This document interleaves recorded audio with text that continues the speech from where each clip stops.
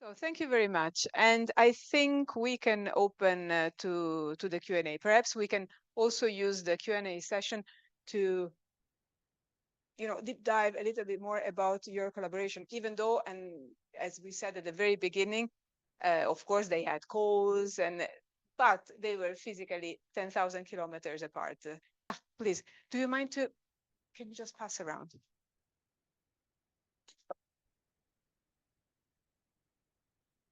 Um, so thank you for those presentations. I think every artist has a different relationship to time. And the question for me that I want to ask is, since you spoke about the time that you work, what happens when you're not working? And is that time somehow, useful or contradictory to the idea of working?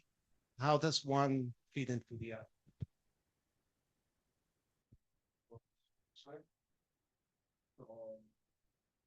Thank you for your question.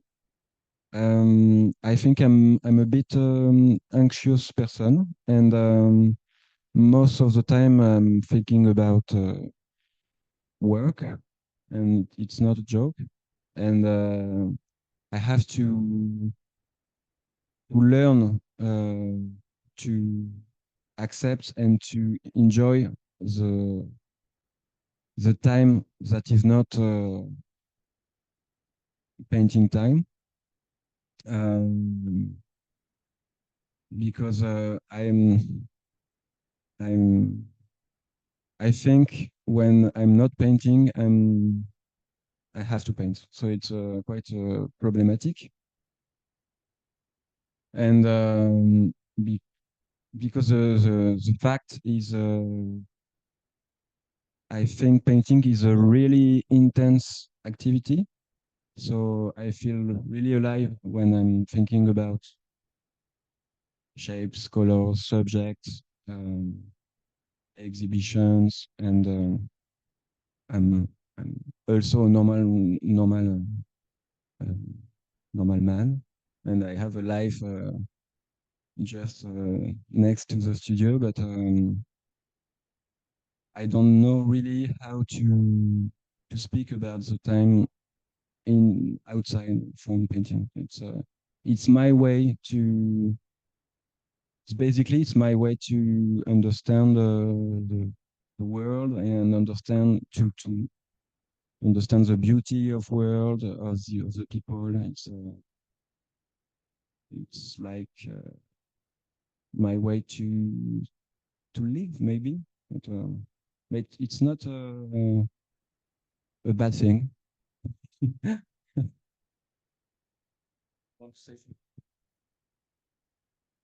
I I agree with you, Hugo. And when I'm not working in my studio, I would daydream a lot, but but I'm also daydreaming about the paintings that I'm going to make in the future.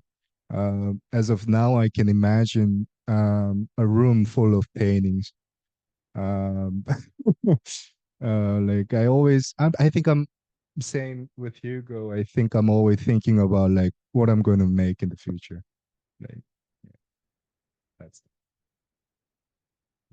Thank you very much. Magali, so we move to Shanghai. Good morning. Hi. Good morning. Great. Thank you so much for this beautiful presentation. My first question is for you, Hugo. You explained part of the reason you use scale in your work in contrast to Junho's work. Would you please tell us some more about your choice of color for the Alka series? In other words, how does your time in the studio impact your choice of colors for that series in particular? Thank you, thank you. So colors for me is the most important place in my painting work, um, because this is a totally a space where I can develop myself very far, and I'm I'm quite I trust my color feelings. So I like colors because it's not in this world. It's something else, and so I'm very interested in colors because this is a very abstract work. So basically, I'm looking for subjects that have narrative meaning, that have collective collective potential to to work with colors. And so I'm not thinking about it before painting it, but it's really the way I can improvise, and I can go on a trip, maybe I can say that. So yeah, and time in my studio, maybe 1 month. I want to I will have so much desire for pink and green colors, and maybe the next month it's really brown and gray with a touch of yellow. It's like this. Thank you for your Thank you. question. My next question is for Junho, please. Okay. Junho, I've always believed that art has the power to heal us. So I'm really glad to hear that you're using your sons as a tool for healing as well. So thank you for that. My question for you is, you mentioned that you see the gaps between cultures breaking down more and more.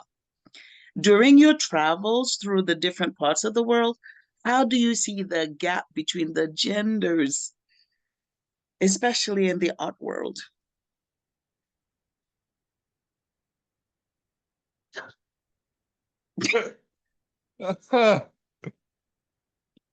Oh, Don't look at me. the genders in the art world. Um, I can say for fact that it is not, it has never been a fair game for women, to be honest. I mean, I think there will be, I hope, and there are more women already started to show. Curators, they create women's show to raise the question to this topic. And I'm very happy to see that. I think it's happening everywhere. I think it's happening in Europe, in the States, and also in Korea. So I'm really looking forward to see more women artists. Um, they have at least a fair shot to give with their practice. And I think it's happening slowly, but it's happening. Thank you. Thank you. Thank you, Magali. Okay. To ask Junho, because I noticed in your series of stack sons that in some of them there are some sons missing, and I wanted to ask you what is the meaning of that. Thank you.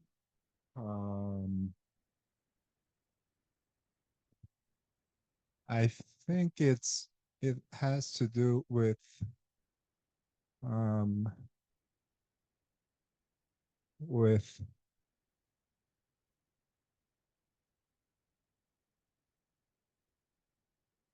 mm, I think in a way, as I spoke about it, I think I'm trying to create tensions in my paintings. So I thought I would, it's a structure thing. I will leave out some of them to allow it show the background of the painting. And I I feel like and I also feel like my paintings are self-portrait. And at most of the time, I am not a happy guy. I'm kind of like down, like I'm kind of like depressed pretty much all the time. And I feel like I have some parts missing in my body. If you know, if you understand what I'm saying. I feel like there's a hole in my body, like I'll feel very empty. And that's where the ideas came from.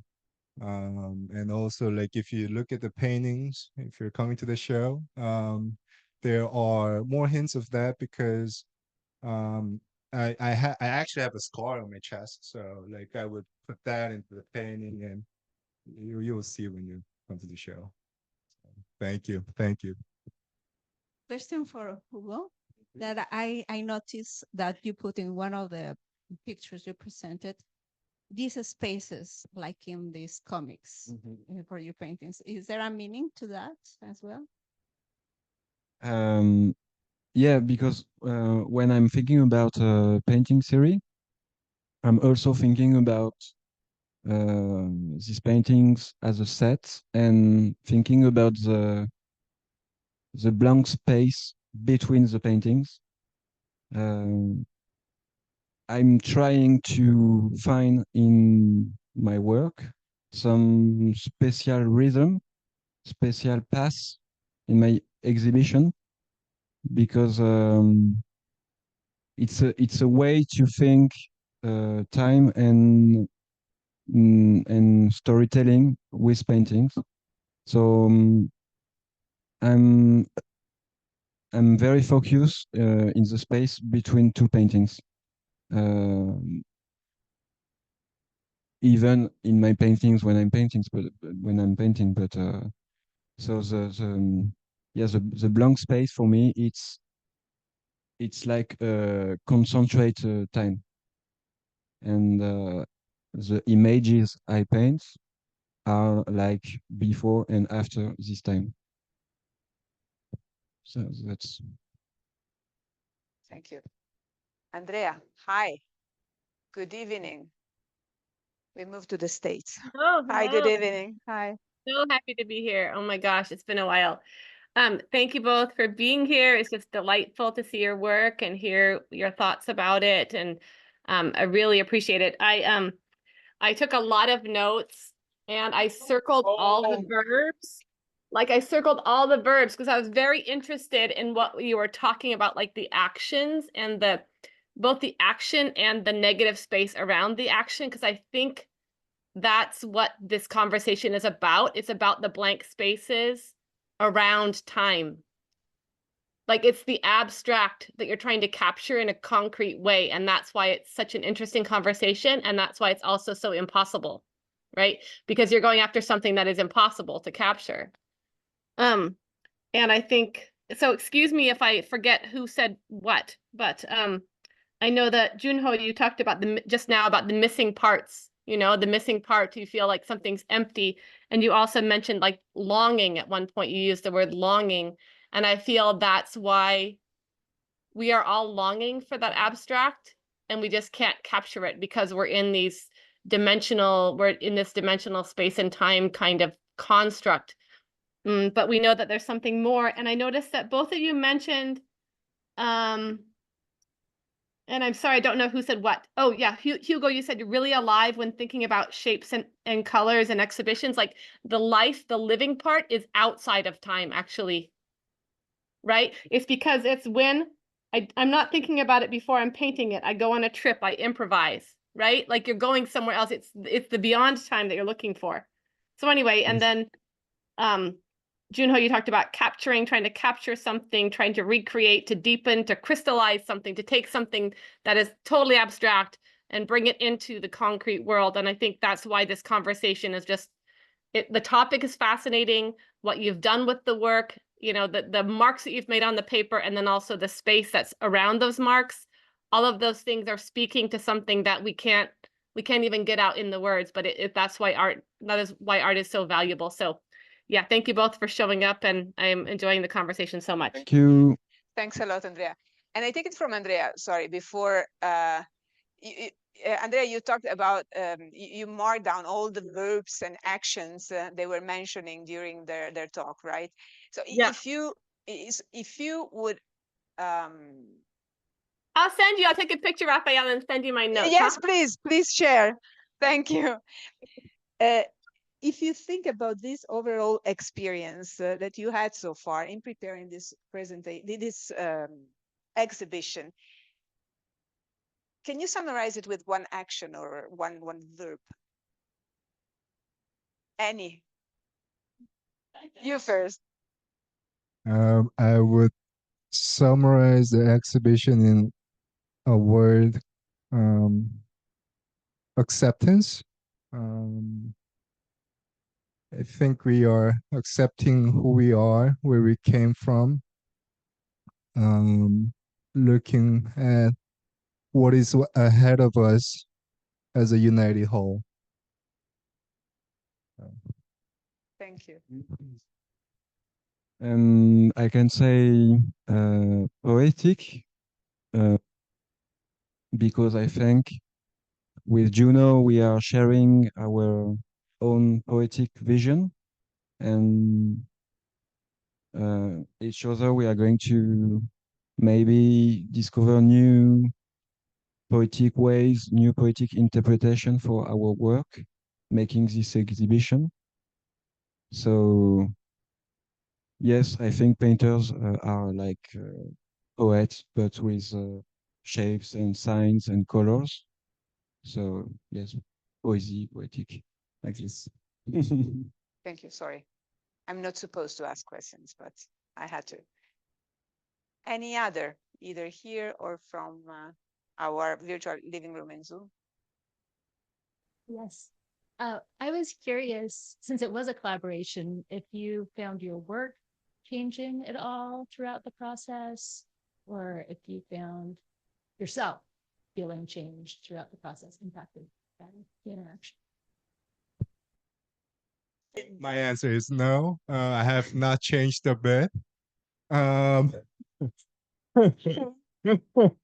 um, uh, I think there's a distinct difference because it's a group show and we are sharing a topic, but it's not a show that we work on a same piece together, like as an actual collaboration. So it have not affected my work, my process, my practice. What about you? Yes, me neither, because I was already working on this series. But I can say it's I'm usually making bigger paintings, and the Alka series there are very little, so it make me think about the scale difference in a duo show, and force me to be in a more modest, a more, how do you say, modest Yeah. posture. So I like being this way, and being this way in a new country. So it's changed my vision of the Alka series to show these paintings alongside the work of Junho. And I can also say that when I was in France and I saw the Junho paintings, I thought they were really great paintings. So it makes for me like a challenge and a desire to meet the work and to meet Junho. So it is very exciting. Thank you. Hagadi, you're back. Please. Again, thank you. Your responses, I'm sitting here smiling ear to ear because I'm loving your responses. One last question for both of you. What made you choose this type of collaboration? Normally, group shows, as you mentioned, some of you are working together on a painting together or a series of work together. But this time, you each put in your own individual pieces in the show. So I'm curious to hear what was the mindset behind saying yes to a group show, but you have your separate works. Okay, so the fact is, Julia and Minjin organize this exhibition and bring together two artists from two countries, very far ones. What I was very interested in, it's because exhibitions, it's about time, and for me, time have a lot to do with cultural, with culture. And I really like this exhibition idea because for me time is maybe the only subject of painting, and maybe it's the best theme for a duo group, a duo show exhibition, to make a meeting between two painters about time interested me a lot.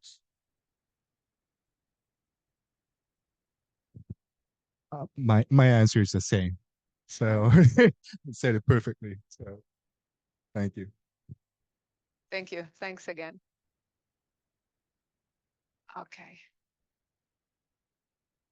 Any other? We still have a bit of time in case. Otherwise, Julia, any? I don't want to call you Ian. That's fine. Okay. So otherwise, 3, 2, 1. Class dismissed. That's it. Thank you very much.